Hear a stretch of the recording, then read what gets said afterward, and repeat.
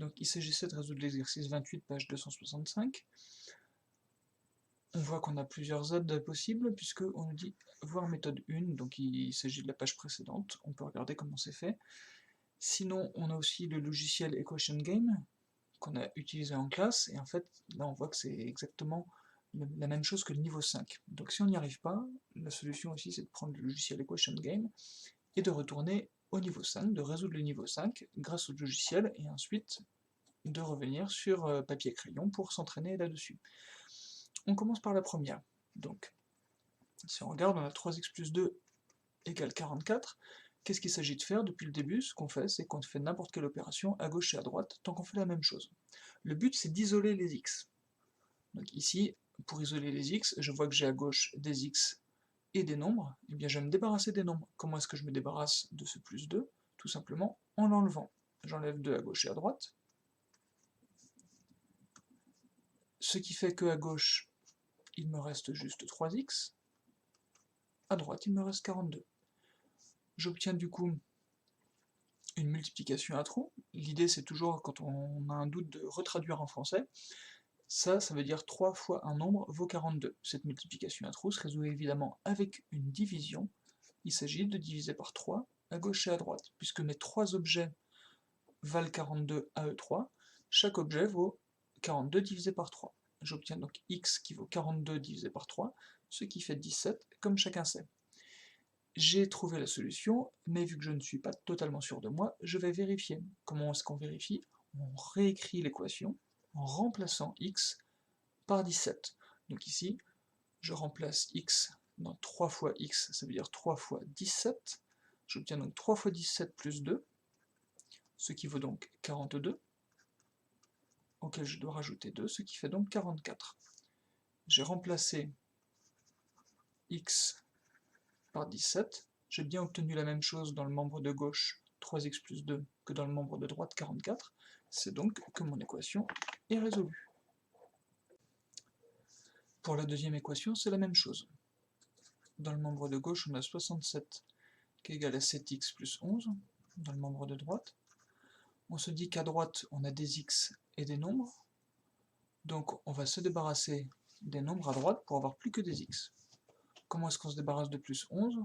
Eh bien, tout simplement en l'enlevant à gauche et à droite. Donc à droite, ceci fait 0. À gauche, par contre, il reste 67 moins 11, qui vaut donc 56. J'ai donc 56 qui est égal à 7 fois un nombre, 7 fois x. Là encore, c'est une multiplication à trous. Je me demande 7 fois combien fait 56. La réponse se trouve avec une division. Il suffit de diviser 56 par 7. On peut aussi connaître ces tables. C'est 7 fois 8 qui fait 56. Ça, c'est facile aussi, mais le fait de savoir qu'il s'agit d'une multiplication à trous qui se résout avec une division nous permet, le jour où c'est plus des tables, de résoudre aussi bien le problème et de savoir qu'il faut faire une division pour le résoudre. Ici, je trouve donc que c'est 8 qui est égal à x. Je vérifie ma solution en remplaçant x par 8 dans mon équation. Dans le membre de droite, ça donne donc 7 fois x, c'est-à-dire 7 fois 8, plus 11. 7 fois 8, ça fait 56. 56 plus 11. On finit avec les deux derniers. Donc pour le C, de la même manière, on avait 2x moins 30 qui devait être égal à 9. C'est-à-dire 2 fois un nombre moins 30 doit faire 9. Donc là, cette fois-ci, je veux isoler les x qui sont à gauche, donc je dois me débarrasser du moins 30. Comment me débarrasser d'un moins 30? Eh bien tout simplement en faisant le contraire. Donc j'ajoute 30 à gauche, et j'ajoute 30 à droite. À gauche, j'ai moins 30 plus 30 qui vaut 0, donc il me reste juste 2x, c'est-à-dire 2 fois un nombre, qui donne à droite 39. 2 fois un nombre donne 39, on trouve évidemment, en divisant par 2, 39, que le résultat est donc égal à 19,5. On voit les étapes, de nouveau on a isolé les x à gauche, isolé les nombres à droite. Je peux faire la même chose, remplacer 19,5 dans le x dans l'équation, donc ça fait 2 fois 19,5, qui fait 39, moins 30, je trouve bien 9, j'ai donc vérifié que ma solution est correcte. On finit avec le d, j'ai 6x plus 12 qui doit être égal à 11. De la même manière, à gauche j'ai des x et des nombres, je vais me débarrasser des nombres, pour n'avoir plus que des x à gauche. Donc pour ça, eh bien, je vais enlever 12 à gauche, et donc à droite, puisque je fais toujours la même chose, à gauche et à droite. Ce faisant, j'ai 12 moins 12 qui vaut 0 à gauche, donc il ne me reste plus que 6x. J'obtiens donc 6x qui est égal à moins 1, et cette fois-ci, c'est là où on est content d'avoir compris la technique plus généralement. Donc j'ai 6 objets qui valent moins 1. Comment est-ce que je trouve combien vaut chaque objet?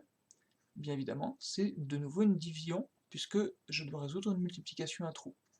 Donc je divise par 6 à gauche et à droite, j'obtiens x, mais cette fois-ci qui est égal à moins 1 sixième.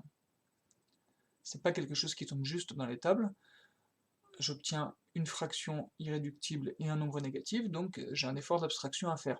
Si je veux remplacer pour vérifier mon équation, je fais 6 fois moins 1 sixième, plus 12, dans le membre de gauche.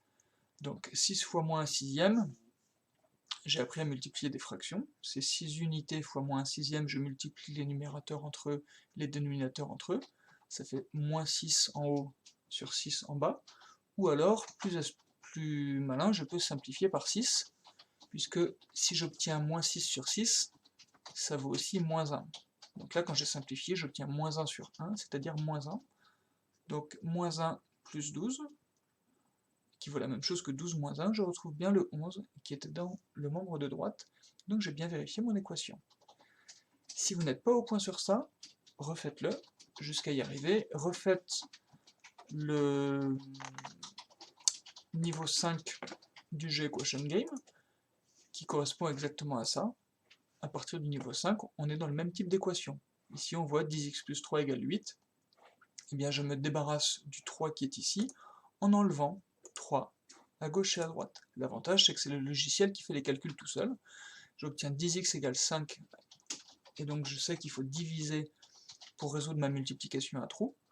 Je divise par 10 à gauche et à droite, et j'obtiens ça. Donc, dans votre travail, vous pouvez finir aller aussi loin que possible dans le jeu Equation Game. L'idée, c'est d'être arrivé au moins jusqu'au niveau 8 ou 9, pour être au niveau du programme de 3e, de ce qu'on vous demande de faire au niveau habileté pour résoudre des équations. A bientôt!